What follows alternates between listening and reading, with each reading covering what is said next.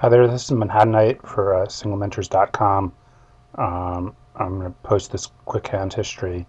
I was railing actually this. I rail a lot of our players when they're playing and noticed that they were both on the same table, so I decided to watch it for a little bit while I was doing something else. And this hand came up and I actually saw it. I did not know what this guy had. Okay, his cards were face down. I had no idea what he had.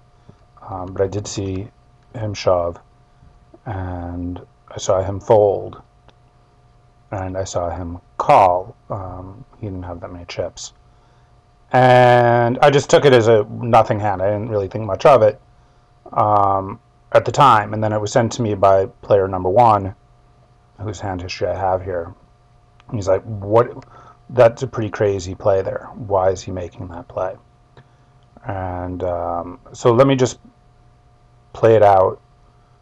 Now, first of all, before I even play it out, when we have a hand, we have to think about what ranges this player might have. What doesn't he have? So let's just think about, first of all, what doesn't he have? What does he never, ever, ever have here? So he never has a pocket pair bigger than tens.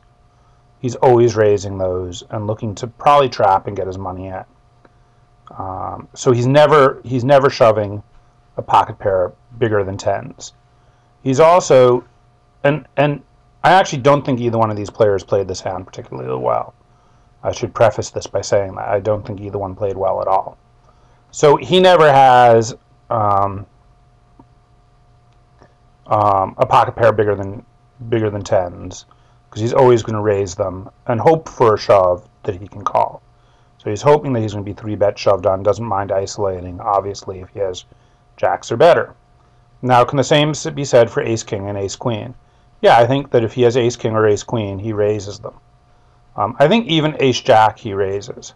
So if we take all those cards out of his range, then tens, even though we don't want to call off our stack at 800, 1600 when we have 68,000 chips and he has 59,000 chips, I should note this is a 3 rebuy 180. And this is mid-game, let's say. Probably about 36 players left. So yeah, we don't want to be flipping for our chips, but is this a flip? I mean, if you put in what's in his range and take out what's not in his range, and again, I don't think that this player played his hand very well at all. I think he should have been min-raising 100% of his range. Whatever he's shoving, he should be min-raising. If not min-raising, maybe a little bit higher than min-raising, but something between 32 and say 4,000 chips he should be betting here. Yes, he wants to isolate this better. But we never know what these players have. And in this situation, if he knows that this player can fold, and he might because they know each other, I think he knows him better than he knows him, if that makes sense. I think player 2 knows player 1 better, and player 1 knows better player number 2. But he should be min-raising or raising to, say, 4,000, 2.5 times, something in that range, 100% of whatever he would be shoving. So it disguises, say, 9-6 if he has it, and it disguises aces, and it disguises king-queen, and it disguises the whole range. And if this player shoves and this player overshoves, he can fold out some of his cards. Now, knowing that this player can fold tens, which he does do, you can say fold, fold. He folds his tens, which I think is also really bad because we just discussed that what his range isn't, and we can just stove it quickly. I'm going to stop this for a second. I'm going to stove it. Okay, so this is the range that I gave player 1. I gave him suited aces down to ace 4 suited.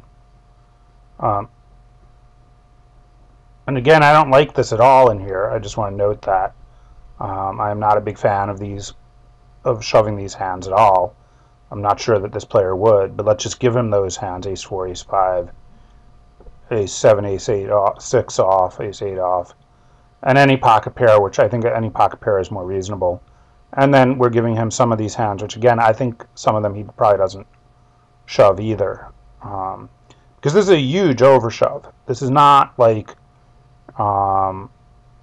a small trivial overshove. This is a huge overshove. So when we give him that range, this is what we evaluate and we come up with. We came up with 31 to 68. Making this, if you can get your chips in a 70-30 for 100,000 chips, 120,000 chips, really, really easy spot to call. So I think that this player played it very poorly.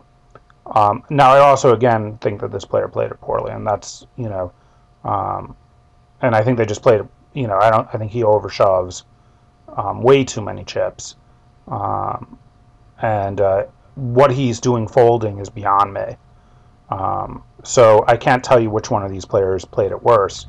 He happened to have ace-9 suited, and he wins the hand, and, we would have won the hand. Fairly easily we would have won the hand. And we were really a favorite. We weren't necessarily a favorite if you add in the queen-jack of clubs to this player. But we're a huge favorite when you just look at what he has. So anyway, this is Manhattan Knight for SingleMentors.com, just to show you that I can tell you how badly some of my players can play. And I think they both played it very, very poorly. Anyway, check out the website, SingleMentors.com. We're the leading staking and coaching website, I think, out there today. Talk to you all later.